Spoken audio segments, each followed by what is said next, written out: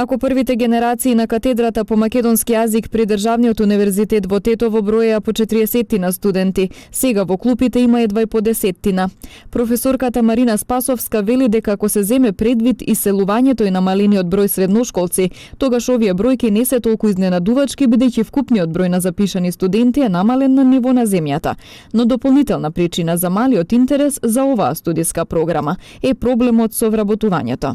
Нашите дипломирани студенти имаат можност да се вработуваат како наставници и професори во основните и во средните училишта, но факт е дека вработувања нема голем број, бидејќи се чека да се ослободи некој работно место откако некој професор или наставник ќе се замине во пензија.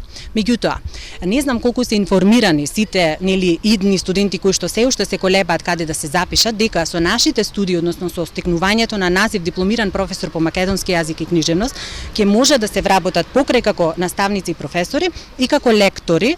Спасовска вели дека работите ќе станат подобри кога ќе профункционира новиот предлог закон за употреба на македонскиот јазик, кој што покрај другото предвидува и вработување лектори во сите институции.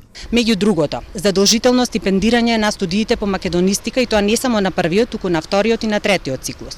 Исто така, предвидува задолжително ангажирање и вработување лектори во сите јавни институции, дури во нормално медиумите, така печатените, електронските, во приватните институции и така натаму.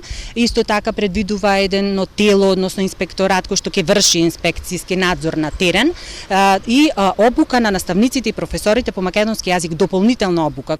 Спасовска порачува дека македонскиот јазик треба да го чуваме сите. Како што истакнал големиот Блаже Конески, јазикот е единствената наша татковина. Тој е насечето духовно богатство, нашиот идентитет и значи сите ние треба да си го негуваме и да го чуваме. Македонскиот јазик е јазик со вековна традиција. Тој си има своја историја, има своја сегашност и ќе има своја иднина и ние не треба да дозволиме какве било негирања од каков било тип кои што се случуваат во последно време.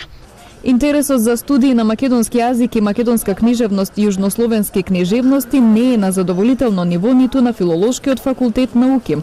Лани во првиот уписен рок се запишале 16 студенти, а имало 190 слободни места.